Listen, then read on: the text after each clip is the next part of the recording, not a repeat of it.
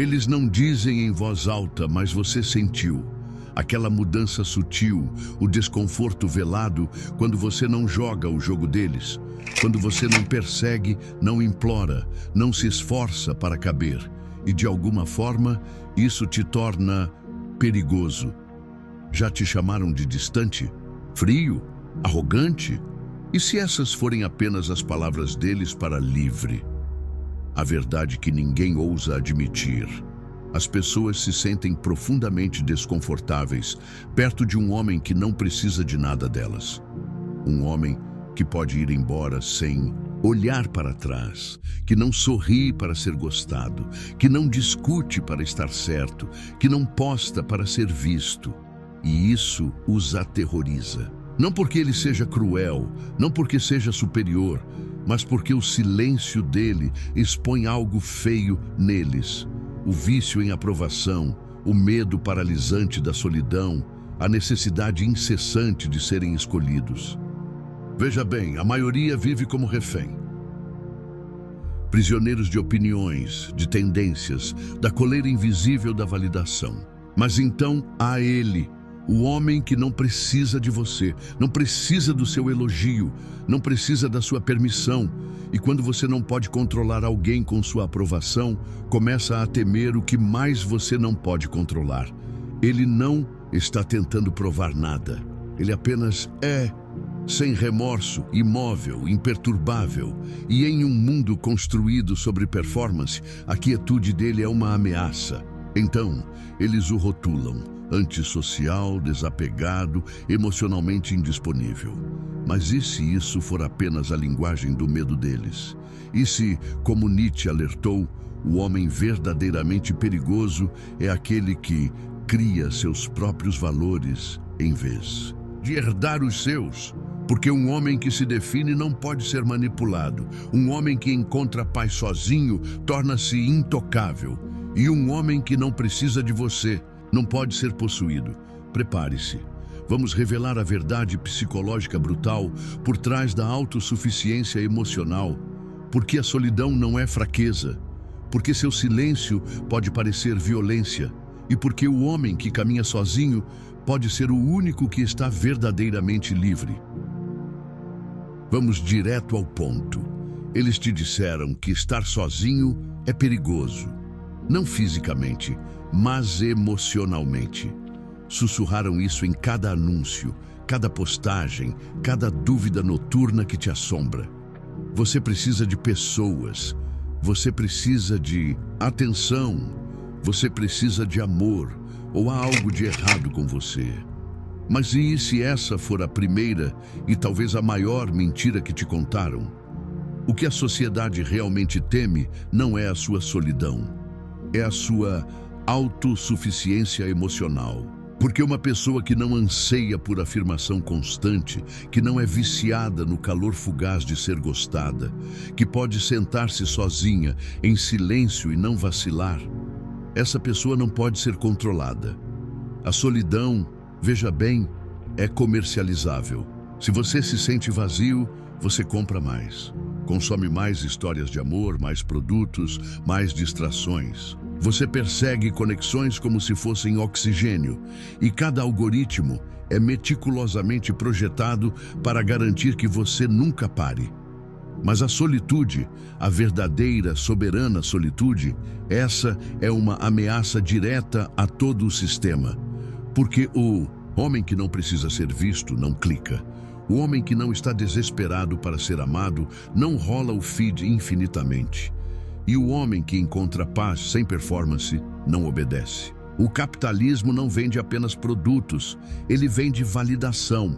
O Instagram te vende beleza, o LinkedIn te vende status, o TikTok te vende atenção, e todos eles reforçam uma única mensagem subliminar e poderosa: você não é suficiente, não até pertencer, não até ser aprovado. E então surge ele, o homem que caminha sozinho, sorri para o nada, pensa profundamente e fala pouco. Ele perturba a economia da insegurança. Ele se torna uma falha no código emocional. E falhas, meu amigo, são rotuladas. Vão chamá-lo de distante, emocionalmente indisponível, desapegado, até mesmo perigoso. Por quê? Porque ele quebrou o ciclo. Carl Jung, o mestre da psique profunda, alertou sobre isso. Ele não via a carência como fraqueza inerente, mas como um sintoma, um sinal de uma psique não individuada, alguém que ainda não separou sua identidade do coletivo. Porque quando você não está inteiro dentro de si mesmo, você precisa que o mundo te diga quem você é. Você busca no olhar do outro o reflexo que falta no seu próprio espelho interior. Sua identidade se torna um mosaico de expectativas alheias, um personagem construído para agradar a plateia. Mas quando você começa o árduo processo de individuação, quando você encara sua sombra, ouve seu silêncio e recupera a energia que espalhou por pessoas e telas, você começa a se erguer sozinho. E quando você se ergue sozinho, você para de ser programável. Você para de perseguir o que os outros perseguem. Para de desempenhar papéis para se sentir aceito. Para de precisar de ruído para se sentir vivo.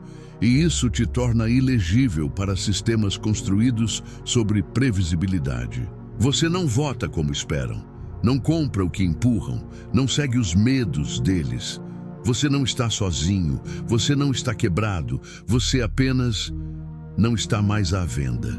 E em uma cultura construída sobre controle, a independência não é celebrada, é patologizada.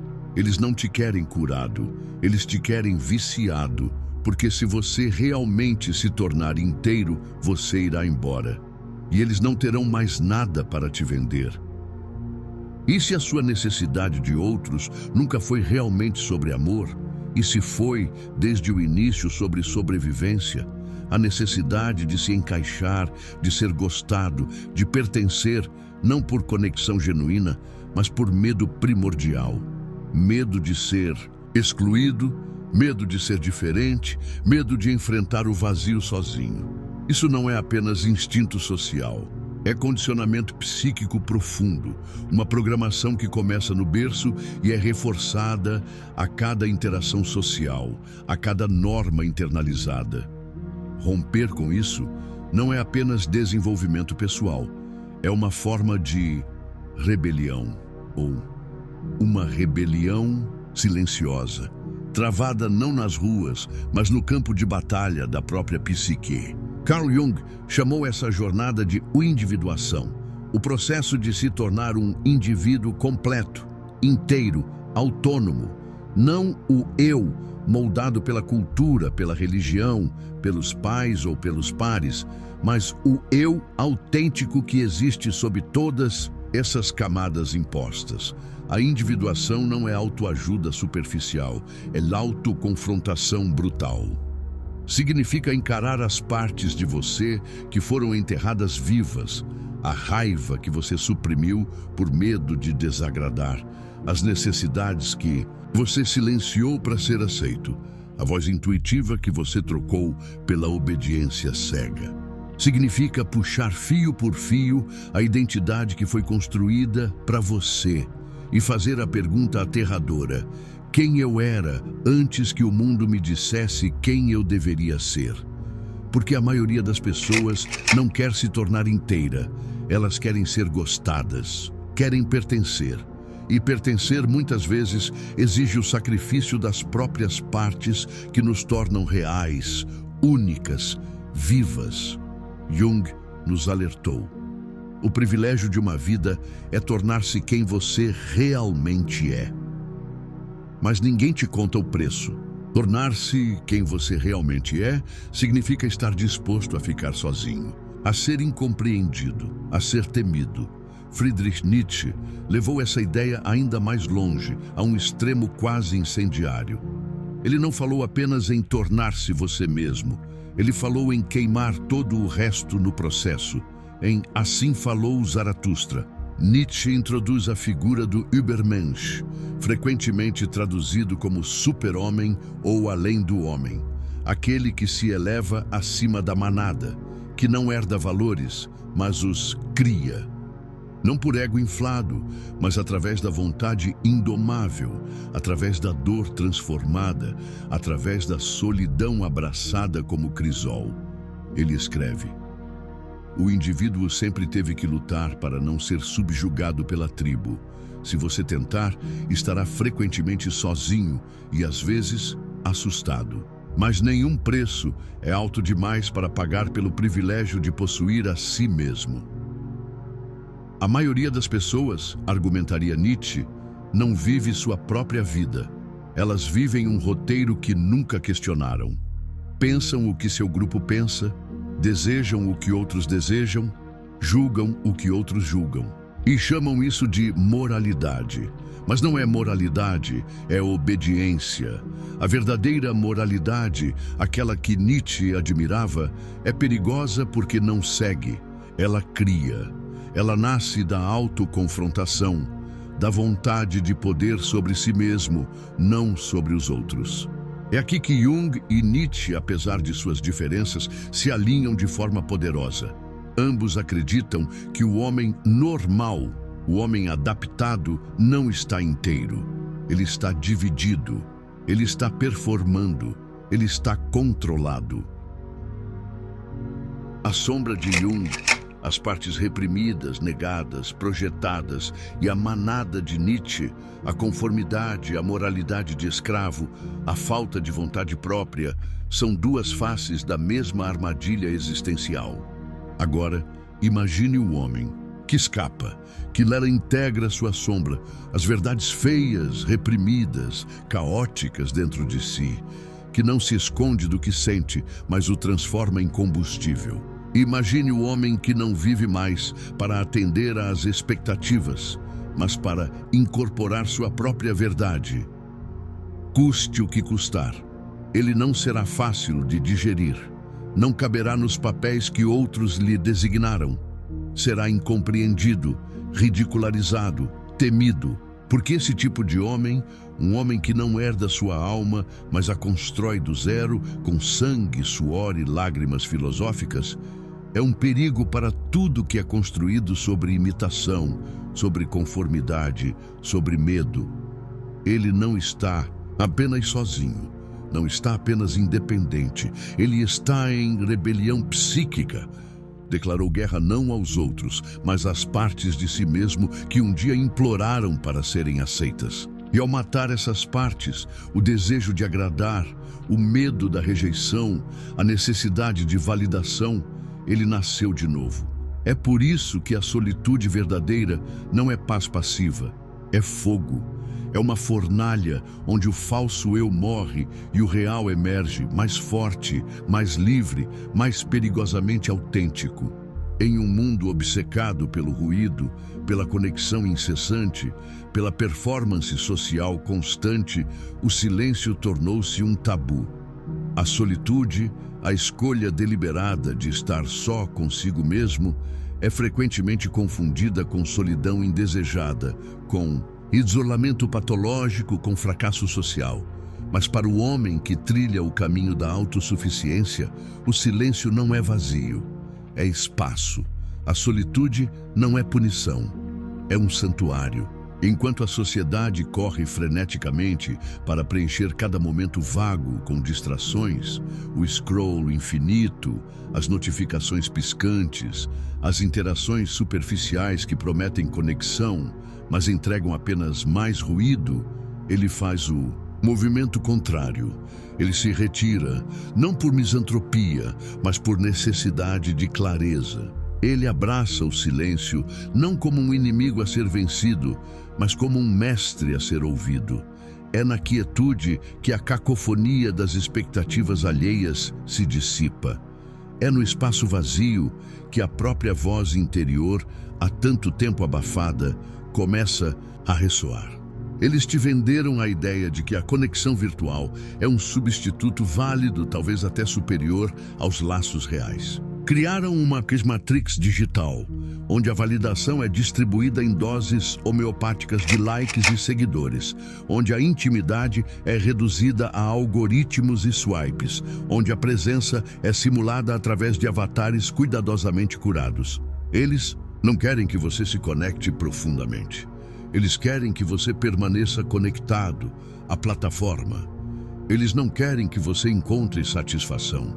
Eles querem que você continue buscando, clicando, consumindo. O homem autossuficiente vê através dessa ilusão. Ele entende que a verdadeira conexão não nasce da quantidade de interações, mas da qualidade da presença.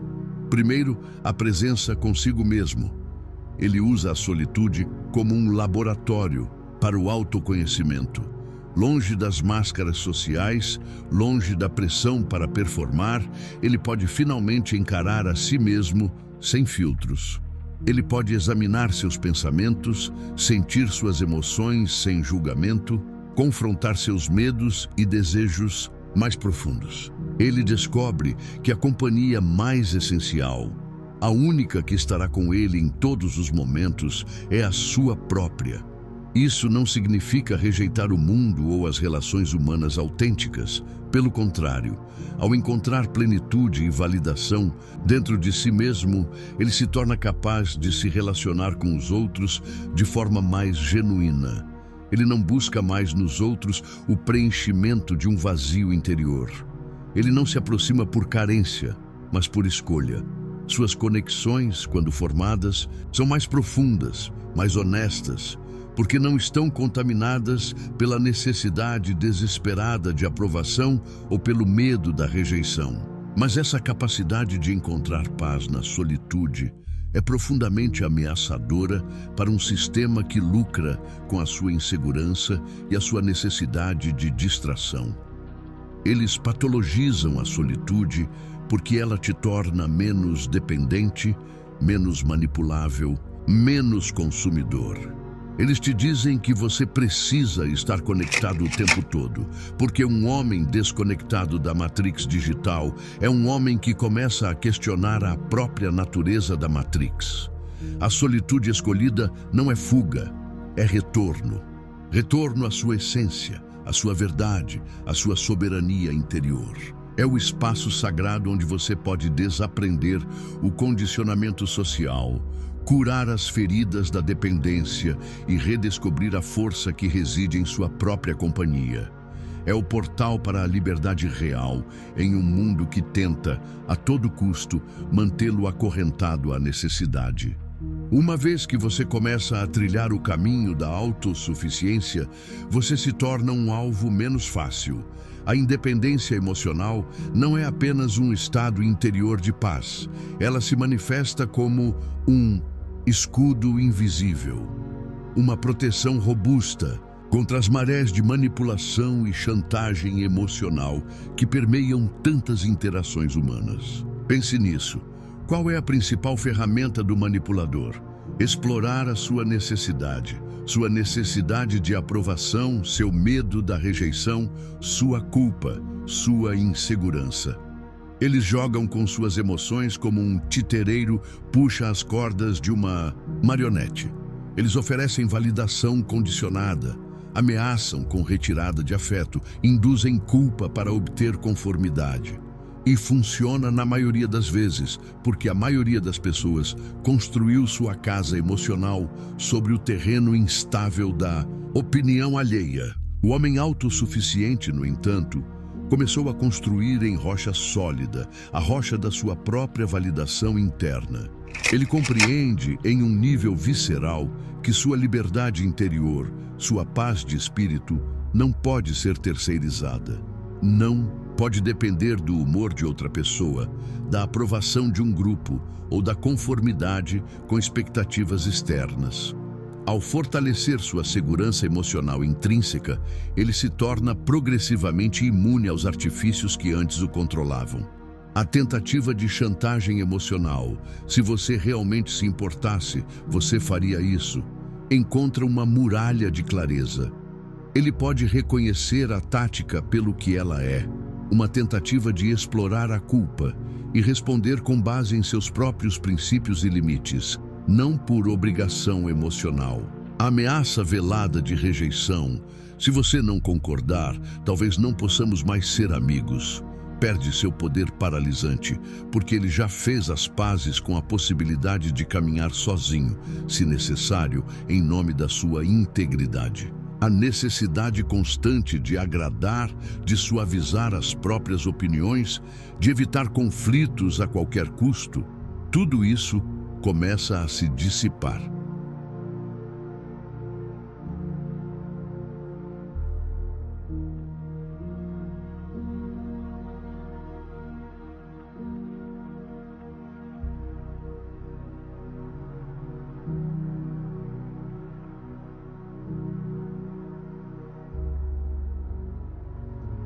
Essa dicotomia entre dependência e autossuficiência torna-se gritante.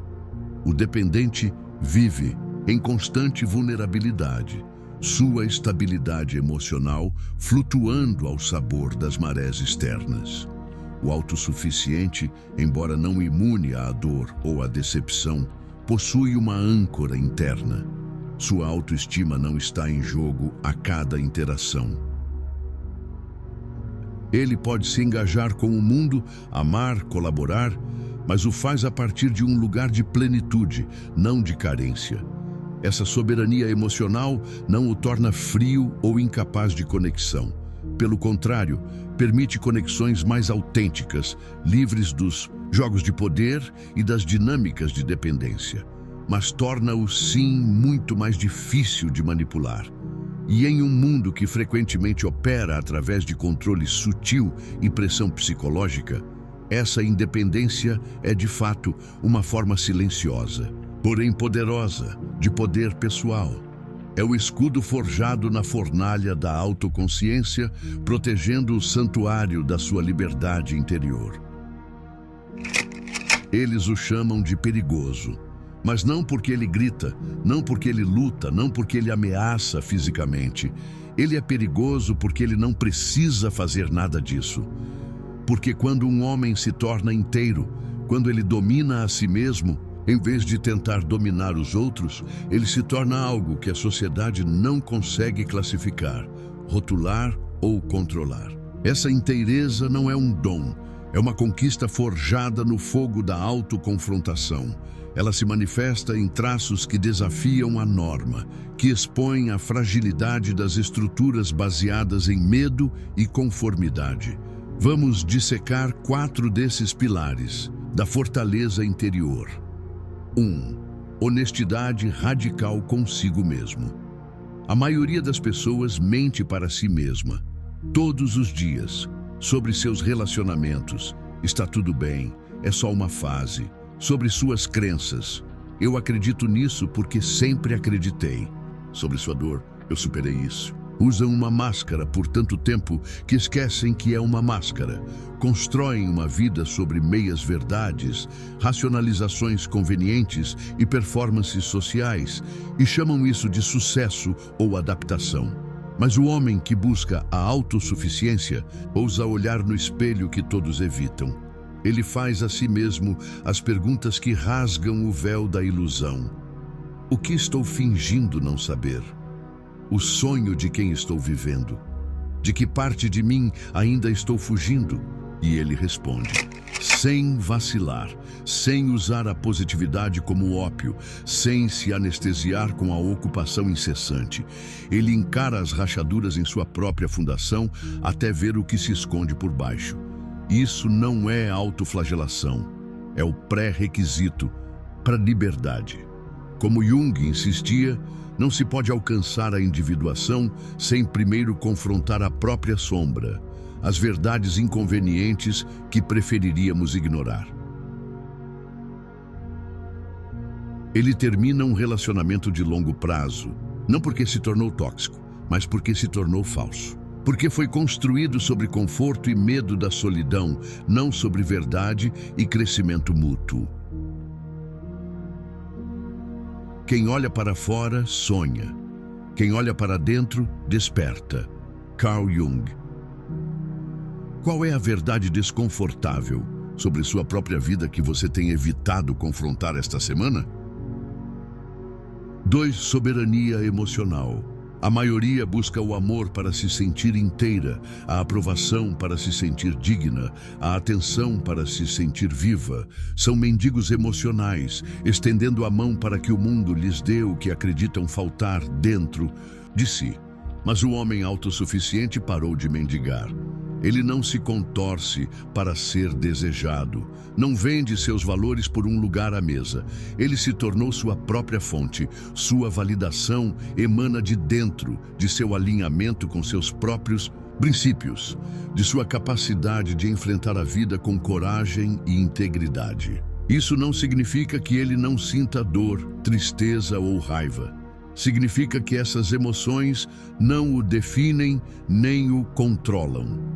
Ele as reconhece, as processa, mas não permite que ditem suas ações ou destruam sua paz interior fundamental. Ele entende a advertência de Nietzsche: aquele que não consegue obedecer a si mesmo será comandado. Ele escolheu a auto-obediência. Ele é ignorado, mal interpretado, talvez até rejeitado por alguém importante. Ele sente a pontada, mas não entra em espiral. Ele reconhece a dor, mas não a transforma em uma catástrofe sobre seu próprio valor. Rejeição não é morte, é informação. Nenhum homem é livre se não for senhor de si mesmo. Epicteto, adaptado ao contexto. Sua autoestima sobreviveria se ninguém respondesse às suas mensagens ou reconhecesse seus esforços hoje? 3. Autonomia cognitiva. O mundo está saturado de crenças emprestadas. As pessoas herdam moralidade, opiniões políticas e visões de mundo como herdam roupas de segunda mão, raramente questionando se lhes servem, se são autênticas. Mas o homem que busca a liberdade intelectual questiona tudo. Ele entende que se suas crenças não são suas, então sua vida também não é. Ele examina seus princípios como um guerreiro examina suas armas. Ele os afia através do pensamento crítico, da leitura profunda, da experiência vivida, da dor, da contradição, até que o que resta seja dele, forjado em sua própria consciência, não meramente aceito por conveniência ou pressão social. Ele ousa pensar por si mesmo, mesmo que isso o coloque em conflito com a tribo. Ele busca a verdade, não o consenso. Ele abandona uma ideologia política ou religiosa que defendeu por anos, não por raiva ou rebelião. Adolescente, mas por uma silenciosa e profunda constatação: isso nunca foi verdadeiramente meu. Era um uniforme que eu vestia para pertencer. Não há fatos eternos, assim como não há verdades absolutas. Friedrich Nietzsche. Qual crença fundamental você mantém apenas porque lhe foi dito que era a correta sem tê-la submetido a um exame rigoroso?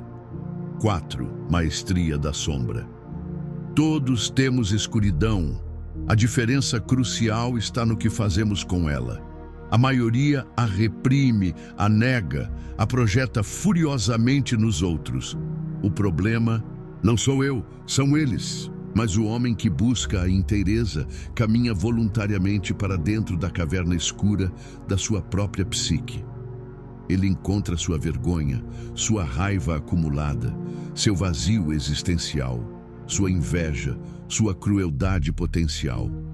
E ele faz as pazes. Não ignorando, mas compreendendo, integrando. Ele sabe, como Jung ensinou, que aquilo que você suprime te controla por baixo dos panos. Aquilo que você encara e integra te transforma e te liberta. Ele não se torna bom, eliminando a sombra, mas aprendendo a reconhecê-la, a entendê-la e a canalizar sua energia de forma consciente e construtiva, em vez de ser vítima de suas erupções inconscientes.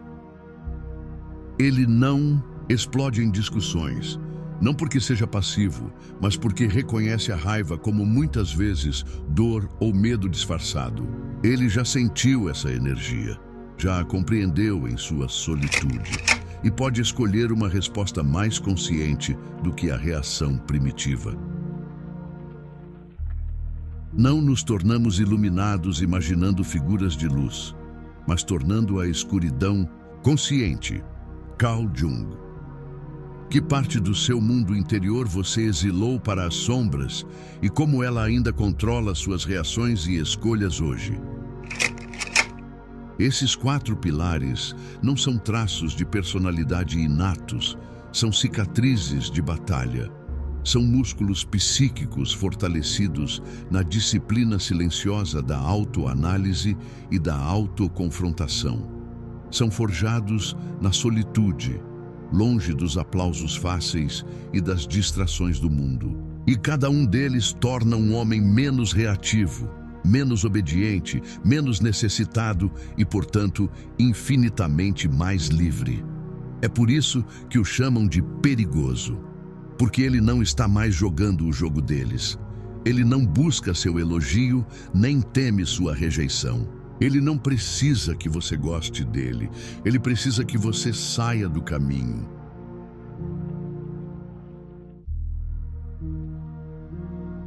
Eles romantizam a solitude, até que você realmente a escolha. Até que você comece a se afastar do ruído incessante, das performances sociais, das pessoas que só amavam a versão de você que precisava delas. Porque essa é a verdade. Inconveniente, o custo real da liberdade que ninguém menciona nos livros de autoajuda. Não é apenas estar sozinho, mas permanecer sozinho, mesmo quando dói. Mesmo quando a velha programação grita por validação. Não porque você odeie as pessoas, não porque você não sinta mais nada, mas porque, uma vez que você provou a paz profunda da autenticidade, você simplesmente não consegue mais voltar a implorar por migalhas de conexão superficial. O homem que caminha por essa estrada não se isola por arrogância ou desprezo. Ele caminha sozinho, muitas vezes, porque foi queimado vezes demais por aqueles que confundiram sua profundidade com dano, seu silêncio com desinteresse, sua honestidade com agressão. Ele começa a perceber com uma clareza dolorosa que não é que as pessoas não se importem, é que a maioria delas simplesmente não consegue encontrá-lo onde ele agora vive. Naquele espaço interior de autoconsciência, de questionamento radical, de recusa em performar. Então, o caminho se estreita. Amigos se afastam, talvez não por maldade, mas por incompreensão ou desconforto. A família pode estranhar, sentir a distância, sem entender sua origem. Os convites param de chegar. As pessoas param de perguntar: como você está? Talvez por medo de que você, desta vez, diga a verdade nua e crua, uma verdade que elas não estão preparadas para ouvir, uma verdade que poderia forçá-las a confrontar suas próprias ilusões. Eles o rotulam novamente, frio, desapegado, intenso demais. Mas o que realmente estão dizendo, nas entrelinhas do julgamento, é: você me deixa desconfortável. Porque você é honesto, porque você tirou a máscara que eu ainda estou desesperadamente agarrado a, porque sua liberdade expõe minhas próprias correntes. E esse nível de autodomínio, de recusa em ser manipulado, de não precisar da validação deles, é profundamente ameaçador para o ego frágil, para a identidade construída sobre areia movediça. Você não é mais fácil de controlar. Você não elogia para obter aceitação. Você não bajula. Você não precisa da aprovação deles para respirar. E assim, você se torna o espelho que eles evitam a todo custo. E ninguém quer encarar o espelho que mostra quem eles realmente se tornaram, ou quem eles falharam em se tornar. Sim, este caminho custa. Custa quase tudo que a sociedade te ensinou a valorizar. Custa a ilusão de pertencimento fácil. Custa o conforto de ser universalmente compreendido.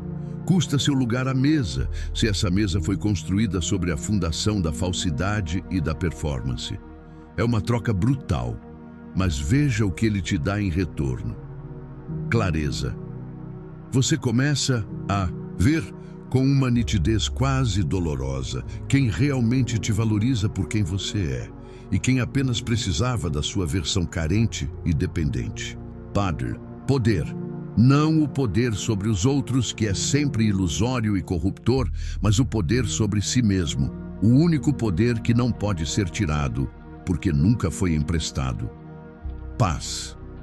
Não a paz entorpecida do silêncio forçado ou da negação, mas a paz vibrante que nasce de não precisar mais performar.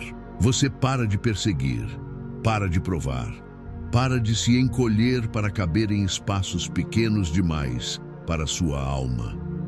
É a paz inegociável daquele que finalmente chegou em casa, dentro de si mesmo. E essa paz, essa liberdade, embora conquistada a um custo imenso, torna-se o bem mais precioso, o único tesouro que realmente importa. Você se reconheceu em alguma parte desta jornada? Sentiu o chamado incômodo para questionar, para confrontar, para se libertar do ciclo vicioso da dependência emocional e da validação externa? A estrada para a autossuficiência não é um passeio no parque. É uma expedição árdua às profundezas da sua própria psique, uma guerra silenciosa contra o condicionamento de uma vida inteira. Mas a recompensa, a clareza, o poder interior, a paz inegociável de ser autenticamente você mesmo, vale cada passo doloroso. Se você está pronto para parar de apenas reagir ao mundo e começar a criar sua própria realidade interior, se está cansado de ser um refém das opiniões alheias e anseia pela liberdade radical de não precisar de nada além da sua própria integridade, então sua jornada está apenas começando. Não pare aqui. A filosofia não é um exercício intelectual passivo, é uma prática de vida. Comece hoje. Questione uma crença herdada. Qual ideia você aceitou sem examinar? Encare uma sombra. Qual emoção ou verdade você tem evitado? Pratique um ato de autonomia, onde você pode agir com base em seus valores, não na necessidade de aprovação. E para continuar explorando as ferramentas da filosofia prática para forjar sua fortaleza interior, faça o seguinte. Clique no botão de inscrição e ative o sino de notificações para não perder nossos próximos mergulhos filosóficos em como viver com coragem, propósito e liberdade. Comente abaixo. Qual foi o insight mais poderoso que você teve neste vídeo? Qual aspecto da autossuficiência você vai começar a cultivar agora? Envie este vídeo para aquele amigo que também está cansado de jogar o jogo da validação e busca algo mais profundo. A verdadeira liberdade não é dada, é conquistada. Comece sua conquista hoje.